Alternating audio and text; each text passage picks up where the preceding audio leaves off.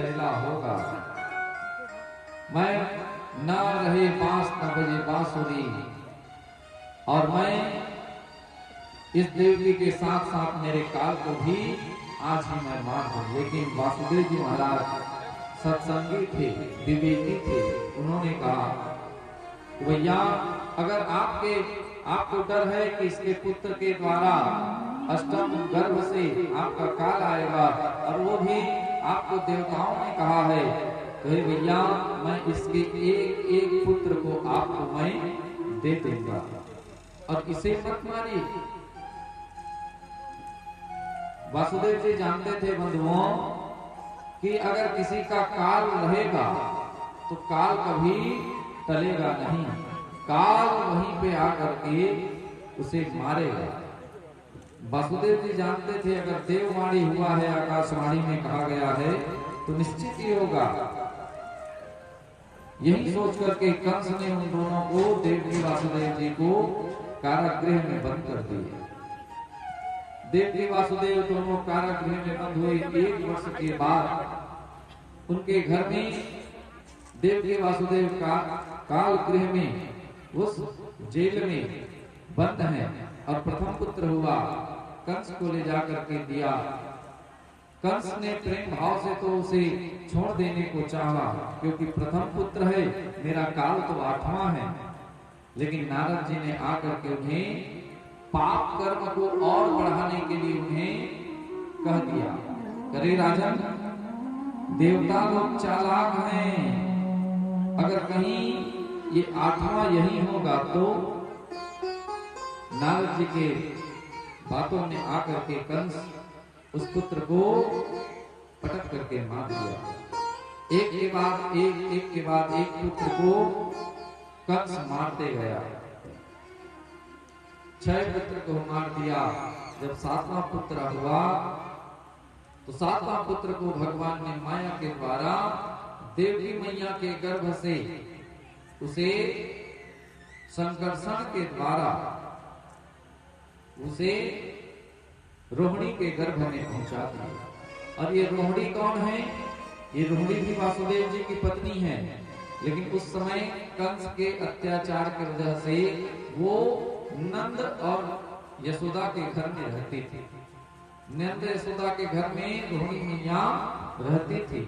उनके गर्भ में संकर्षण के द्वारा पहुंचा दिया गया, और 7वां गर्भ नष्ट हो गया करके समाचार मिला कंस को। 8वें गर्भ में साक्षात भगवान नारायण अवतरण होने के लिए आए और कहे कि हे वासुदेव जी, मैं जब जन्म लूं और जन्म लेने के बाद आप मुझे नंद बाबा के घर में छोड़ देना, और वहां जो कन्या होगी ना, उस कन्या को आप ले आना। नंद बाबा ने वैसे ही किया।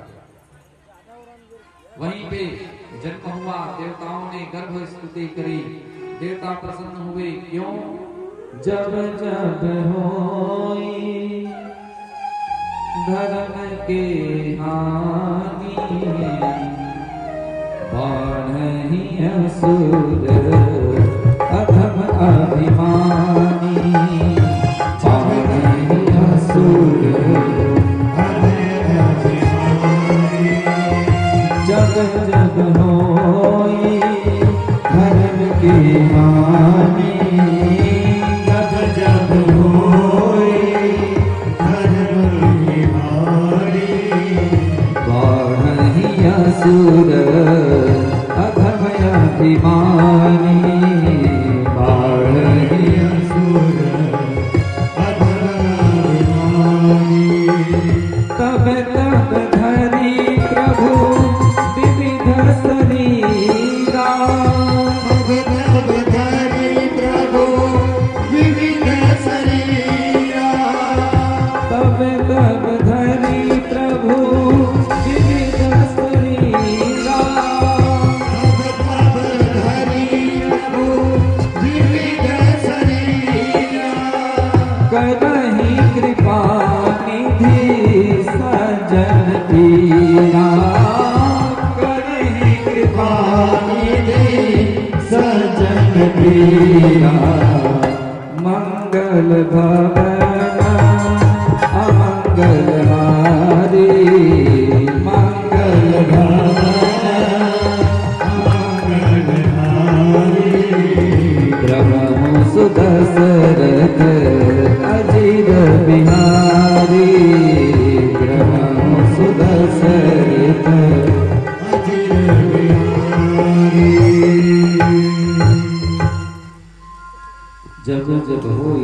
के हानि बाढ़े असुर अधम अभिमानी तब तब धरि प्रभु विविध शरीरा करें कृपा निधि सज्जन बीना। महाराज भगवान जब अवतार लेते हैं तो जब धर्म की हानि होती है, अधर्म बढ़ जाता है, तब भगवान अवतरण लेते हैं। पापी कंस जरासंध आदि राजाओं के अत्याचार के कारण भगवान आप देवकी वासुदेव के घर में उनके मनोरथ को पूर्ण करने के लिए भगवान अवतरण लिए। बोलिए बाल मुकुंद भगवान की जय। प्रभु के जन्म होने के बाद वासुदेव जी महाराज जैसे ही मन में तो अनेक प्रकार की सोच थी। वासुदेव जी कहते हैं कि प्रभु आप ये बताइए कि अगर मेरे हाथ में तो ये हथकड़ी लगा हुआ है, मैं बंधा हुआ हूँ, जेल भी बंद है, पहरेदार लगे हुए हैं, आपको मैं कैसे लेकर के जाऊं? प्रभु आपको मैं कैसे लेकर के जाऊं? प्रभु कहते हैं वासुदेव जी एक बार मुझ पर विश्वास तो करके देखिए, एक बार मुझ पर विश्वास करके तो देखिए। आप एक सुख में उठा करके मुझे ले जाना। और वैसे ही किया, जैसे हथकड़ी बने हुए एक टोकरे सुपड़े में भगवान को बालक के रूप में वहां रखे उसमें, और जैसे ही वासुदेव जी महाराज उसे अपने सिर में रखते ही महाराज वासुदेव जी के हाथों की हथकड़ी निकल गई, पैरों की बेड़ियां निकल गई, और सभी जो सेना थे, जो पहरेदार थे, सभी योग माया में सो गए और जेल का दरवाजा खुल गया। और खुलते ही वासुदेव जी महाराज आगे बढ़ने लगे। देवकी मैया कहती हैं एक नजर और मेरे बेटे को मैं देख लूं। उस पापी कंस के डर के मारे आज मैं मेरे पुत्र को न मैं स्तन पान करा पा रही हूँ ठीक से, न उसे मैं जी भर के अपने हृदय से लगा करके मैं रो पा रही हूँ। मैं सुख भी हूँ, खुश भी हूँ और दुख भी हूँ। खुश इसलिए हूँ क्योंकि मेरा पुत्र है, और दुख इसलिए है कि आज मैं जन्म दी और आज ये मुझसे दूर जा रहा है। वासुदेव जी महाराज अंतिम दर्शन कराए और वासुदेव जी अपने सिर में टोकरी लिए हुए पहरेदारों के बीच से निकल गए। जाते हुए यमुना नदी को पार किए। यमुना नदी भी मैया, यमुना महारानी तो हरि की पटरानी है, यमुना मैया प्रभु के दर्शन के लिए उतावली हो गई, और प्रभु उस समय उतावली हुई और उन्हें चरण छूने के लिए आगे बढ़ी। लेकिन प्रभु जान गए कि वासुदेव जी के नाक तक पानी चला गया। कहे कि अगर यमुना और ऊपर उठेगी तो मेरे पिताजी डूब जाएंगे। तो भगवान वहीं टोकरे से अपने पैर को नीचे के प्रणाम करिए यमुना महारानी। बोलिए यमुना महारानी की अब ले जाकर के नंद के भवन में, जहाँ यशोदा मैया प्रसूति का गृह में थी, और वहां ले जाकर के पुत्र को छोड़ दिए, और पुत्र को छोड़ करके पुत्री को लिए, पुत्री को लेकर के वापस आ गए। जैसे ही पुत्री आई और उस तहखाना में, उस जेल में रोने की आवाज सुनाई दी, और उस रोने की आवाज से कंस का मानो डर और बढ़ गया। क्यों? क्योंकि उसे पता था कि देवकी के 8वें गर्भ से जो जन्म लेगा वो मेरी मृत्यु का कारण है। पहरेदार तो और बढ़ गए थे।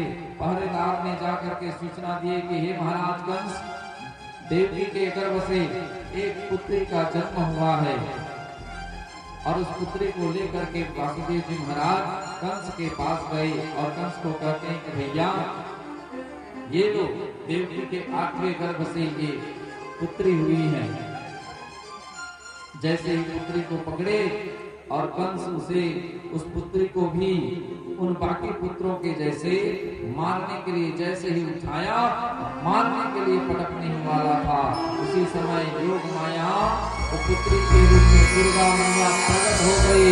चतुर्भुज रूप में प्रकट होकर के मां होती है, अरे कंस तू मुझे क्या मारेगा, तू मुझे क्या मारेगा, तेरा तो काल जन्म ले चुका है, तेरा काल आ चुका है, तू मुझे क्या मारेगा, तू मुझे क्या मारेगा। ऐसे जगदम्बा भवानी कहने लगी। उस जगदम्बा भवानी से कंस डरते हुए कांप गया और कांपते हुए कहने लगे, हे जगदम्बा, हे देवी, अगर मेरा काल जन्म लिया है तो ये बताओ कि वो कहाँ जन्म लिया है, किसके घर में जन्म लिया है, नाम तो बताओ, मैं जाकर के उसे मार दूंगा, मार दूंगा। ऐसे कंस ने कहा, लेकिन देवी हंसते हुए कही कि अरे कंस, वो जन्म ले चुका है और तेरा काल आ चुका है, जा तू खुद खोज ले, तेरे इस ब्रज के 84 कोस के जो ब्रज है, इसी ब्रज मंडल में वो है। यही कह करके देवी अंतर ध्यान हो गई। जैसे ही देवी के बात को सुन करके कंस घबरा गया, डर गया। क्यों? क्योंकि उसका काल जन्म ले चुका है। दौड़ते दौड़ते आया देवकी वासुदेव के पास, कहने लगा कि हे बहन, देख, आज देवता भी बड़े झूठ बोलने वाले हो गए हैं। क्यों? क्योंकि जिस समय आकाशवाणी हुआ था बहन, उस समय कहा था कि इस देवकी के तुम्हारे गर्भ से जो 8वां पुत्र बालक जो जन्म लेगा वो मेरा काल होगा। लेकिन आज देख, वो आकाशवाणी में वो दुर्गा स्वरूप में कह करके गई है कि मेरा काल जन्म ले चुका है और वो ब्रजमंडल में 84 कोष में है। क्या देवता भी इतने स्वार्थी, इतने झूठे होते हैं? हे बहन, मुझे माफ कर दे, मैंने तेरे 6 पुत्रों को मार दिया है, बहन मुझे क्षमा कर दे। देवकी मैया कुछ नहीं कही, देवकी मैया क्षमा कर दी। वासुदेव जी और देवकी को कारागृह से बाहर कर दिए। अब कंस ने तुरंत मीटिंग बुलाया, अपने अनुचरों को, अपने मित्रों को बुलाया और कहने लगा कि हे मित्र, वो आकाशवाणी झूठ कहा था, मेरा काल तो कहीं और जन्म लिया है। देवकी को हम देख रहे थे कि इसके गर्भ से जन्म लेगा, लेकिन देवकी के गर्भ से वो जन्म नहीं लिया है। तो वो इसी 84 कोष के ब्रजमंडल में है। अकासुर, बकासुर, धेनुकासुर सबको आदेश दिया कि जाओ इस ब्रजमंडल में जो भी नवजात शिशु होगा उन सबको मार दो, कोई काल मेरा बच ना पाए। उसी समय उन सभी अनुचरों में एक थी पूतना। पूतना कहने लगी कि भैया महाराज, आप मुझे भी आज्ञा दें। कंस बोला, तुम क्या करोगे? हे महाराज, मैं अपने स्तनों में विष जहर लगा करके मैं स्तनपान कराऊंगी और जिन जिन नए नए बच्चे जो जन्म लिए होंगे मैं उसको स्तनपान करा करके मार दूंगी। ऐसे कह करके सभी अनुचर, कंस के जितने अनुचर हैं, सभी निकल गए ब्रज 84 कोष मंडल में। सभी ढूंढ रहे हैं कि कहाँ है वो कंस का काल। नए नए बच्चे जो जन्म होते उन सबको मार देते। पूतना अपने स्तनों में जहर लगा कर दे जाते, बच्चे को दुग्ध पान कराते। दुग्ध पान कराने के बाद बच्चा मुंह में झाग निकल आता और बच्चा मर जाता। ऐसे करते करते उनका पाप बढ़ने लगा। इस तरह से उनका अत्याचार होने लगा। कंस ने एक और आदेश दिया, क्या? कि अगर मेरा काल जन्म लिया है तो जरूर वो साधु संत महात्माओं के पास ही होगा। इसीलिए भगवान, इसीलिए सुखदेव जी कहते हैं कि उस समय कंस ने आदेश दे दिया कि जहां भी यज्ञ, पूजा पाठ, हवन इत्यादि होगा सबको नाश कर देना, खत्म कर देना। और कंस के अत्याचार और बढ़ने लगा। क्यों? क्योंकि कंस जानता था कि अगर जो धर्म करने वाले होंगे उसी के ऊपर विधर्मी, उसी के ऊपर अत्याचार होगा। जो धर्म करेगा, पुण्य करेगा, उसी के ऊपर पापी व्यक्ति अत्याचार करेंगे। ये जानता था और उसे बचाने के लिए मेरा काल के रूप में जो आया है वो मेरे सामने आएगा। ये जान करके कंस ने आदेश दे दिया। अब महाराज क्या था? सुखदेव जी महाराज परीक्षित को कहते हैं कि हे परीक्षित, अब यहाँ तक तो सभी निकल गए उस बालक को ढूंढने के लिए जो कंस का काल बनेगा। और इधर क्या हो रहा था, ये तो रही बात मथुरा की। ये देवकी वासुदेव कंस ये मथुरा में है, और भगवान कहाँ पहुंच गए हैं, मथुरा से यमुना पार करते हुए गोकुल धाम, जहां नंद बाबा और यशोदा मैया है। यहाँ क्या हो रहा है, बोलिए भक्तवत्सल भगवान की। राधे राधे, बधाई हो।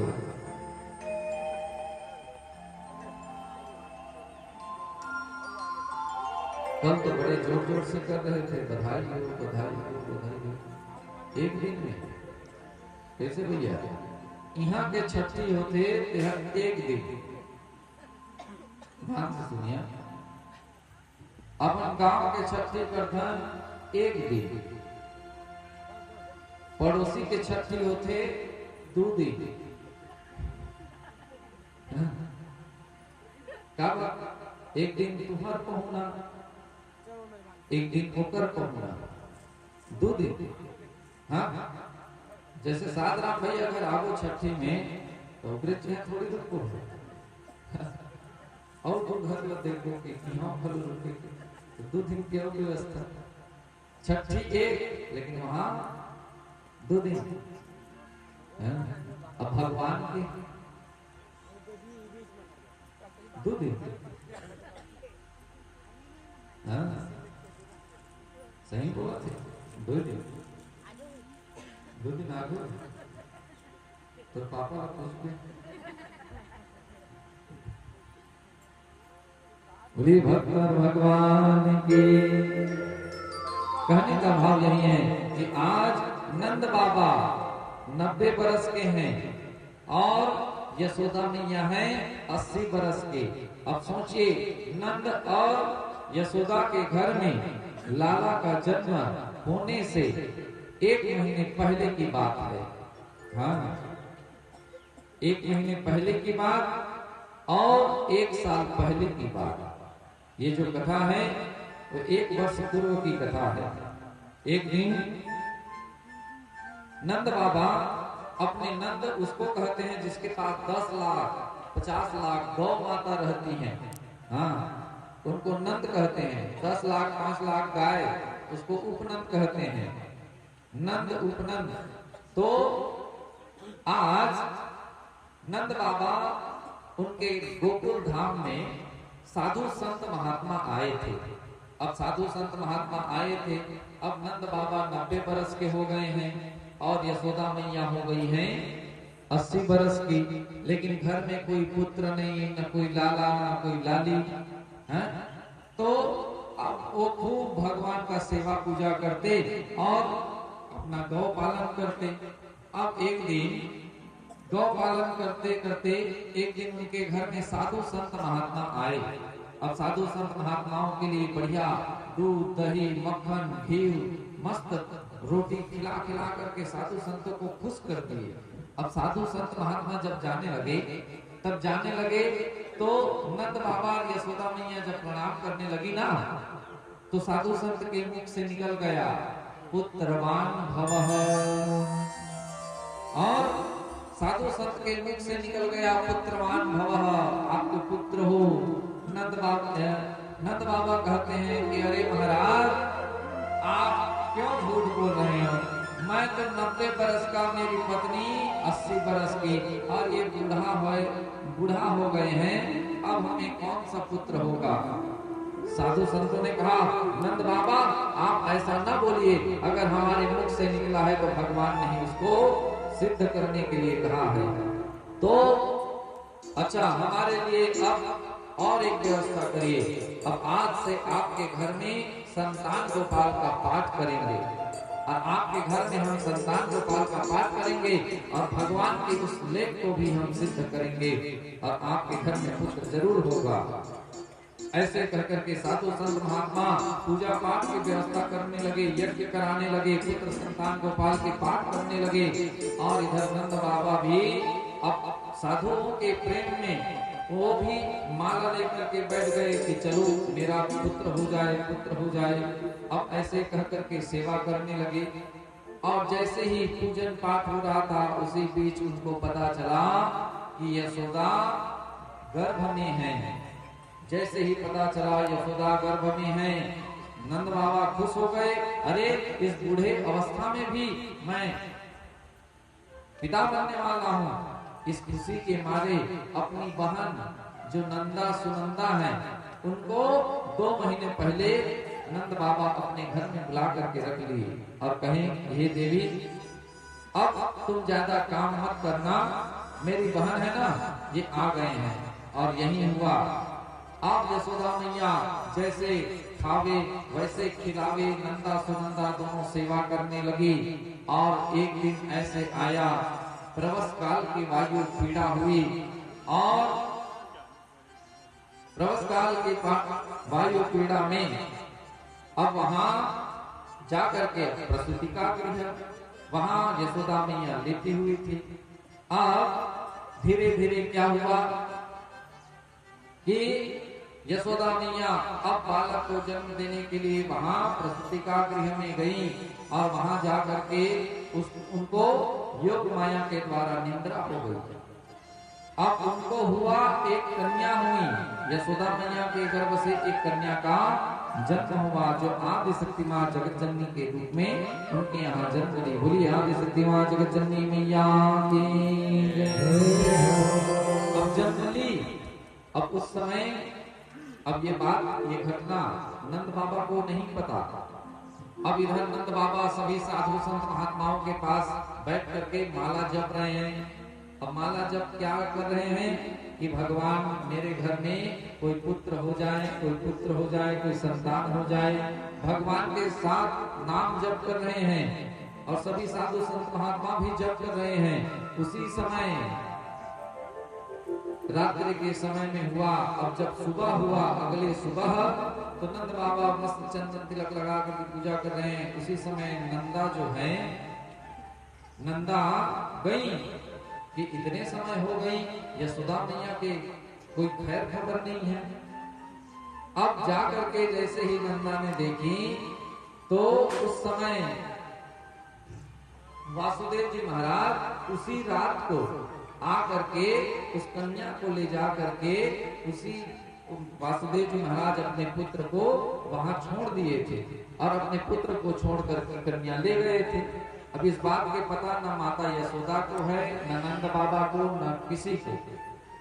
जैसे ही नंदा पहुंचती है और पहुंच करके देखती है कि वहां एक सांवले सांवले सलोने रूप में एक बालक खेल रहा है। जैसे ही नंदा ने देखी कि बालक खेल रहा है, यशोदा ने वहां पुत्र जन्म दी है, तब महाराज नंदा वहां से दौड़ते हुए भागी और भागते भागते पूछती हैं, अरे बताओ मेरे भैया कहाँ है, मेरे भैया कहाँ है, मेरे भैया कहाँ है।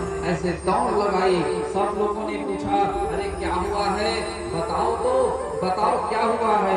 नंदा कहने लगी, अरे अभी रुको, मैं सबसे पहले मेरे भैया को जाकर के बताऊंगी।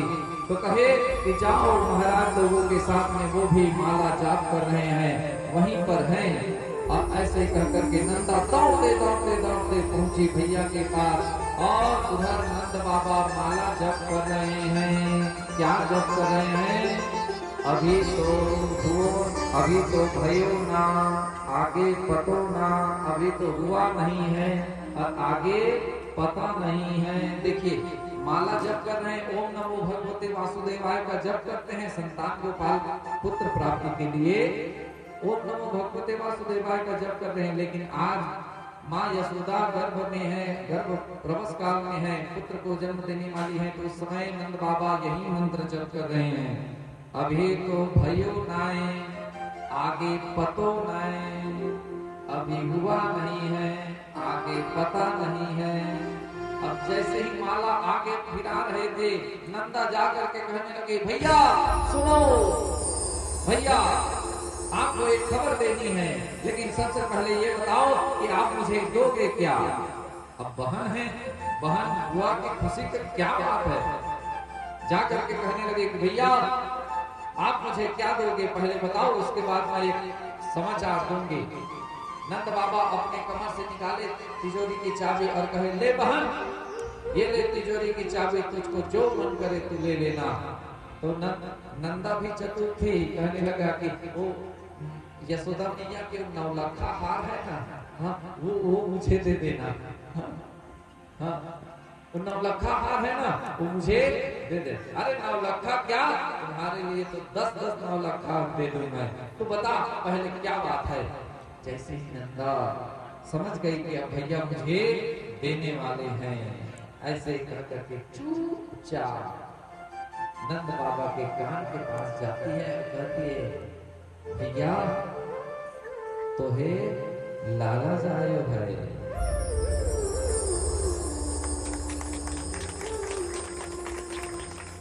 जैसे ही नंद बाबा ने सुना इतनी धीरे आवाज में कि मेरा लाला जायो है, एक बार और बोल दो, लाला जायो है। जैसे ही सुने नंद बाबा, 90 बरस के नंद बाबा 16 बरस के हो गए। अरे लाला जायो है, लाला जायो है, लाला जायो है। अरे सबको बुलाओ और बधाई देने के लिए सबको बुला दिए। नंद कहते हैं, उपनंद अब जितने भी हमारे राजकोष में धन खजाना है सब लुटाओ, जो करना है, जो खुशी बांटना है, अब मेरे जितने भी खजाने हैं खोल दो। और आज कहते हैं महाराज नंद बाबा अब तो 90 बरस की उम्र है, लेकिन अब चकाचक हो गए, दिल गार्डन हो गया उनका। और चकाचक महाराज नंद बाबा को तैयार करने लगे। हाँ नंद बाबा को तैयार करने लगे। अरे भैया कहते हैं, बाबा तो 90 बरस के छोरा भयो लग रहा है, ये तो 90 बरस का डोकरा भयो है। हाँ अब तक तुमको हम छोरा बनाएंगे। और महाराज वहाँ के गोपवाल थे, मस्त पगड़ी लगाए, माथे पे ब्रजवासी चंदन थाप दिए, थाप करके चंदन तिलक लगा दिए, नए कपड़े पहना दिए और गले में मोती की माला, मणि की माला पहना दिए और इत्र छिड़क दिए। और इत्र छिड़कने के बाद नंद बाबा को पान ठूस दिए और पान खिला करके कहते, अब बाबा चलो कहाँ देखने के लिए, लाला को देखने के लिए। सभी गोपवाल आ गए और आकर के वहीं प्रसूतिका गृह के पास आए। और जैसे ही माँ यशोदा को होश आया, होश आकर के देखती है कि मेरे बगल में लाला है। और लाला के खुशी में यशोदा मैया और गदगद हो जाती है और उत्साह आनंद होते हैं और सब उत्साह मनाते हैं। नंद स्वात्मज उत्पन्ने जाता ह्लादो महामना, अहूय विप्राण वेदज्ञान स्वांतः शुचि अलंकृतः। इस तरह से बहुत आनंद उत्सव हो गए, सभी बधाई देने के लिए पहुंच रहे हैं। अरे चारों तरफ खबर फैल गई कि 90 बरस के नंद बाबा, 80 बरस के यशोदा मैया को लाला भयो है, लाला भयो है। अब इनके जितने भी मित्र हैं, महिला मंडली, कीर्तन मंडली, सब पहुंचने लगे। साधु संत महात्माओं को पता चला, सभी बधाई देने के लिए पहुंच गए, स्वस्ति वाचन कर रहे हैं। गणनाम द्वा गणपति गंगमामहे, प्रियानाम द्वा प्रियपति गंगमामहे, निधिनाम द्वा निधिपति गंगमामहे, वसो मम आहम जान पंडित इधर स्वस्ति वाचन गा रहे हैं नंद बाबा के भवन के पास। स्वस्ति न इंद्र वृद्धश्रवाः, स्वस्ति न भूता विश्ववेदाः, स्वस्ति न तारचो अरिष्टनेमिः, स्वस्ति नो बृहस्पतिर्दधातु। सब खुशी मना रहे हैं और महाराज बधाई दे रहे हैं। सब आते हैं, गोकुलवासी कहते हैं, नंद बाबा यशोदा रानी बधाई हो, बधाई हो। सातराम भैया मोबाइल देखते हुए बधाई हो, बधाई हो। हाँ सीमा जी बधाई हो, बधाई हो। आप सभी ग्रामवासियों को बधाई हो, बधाई हो।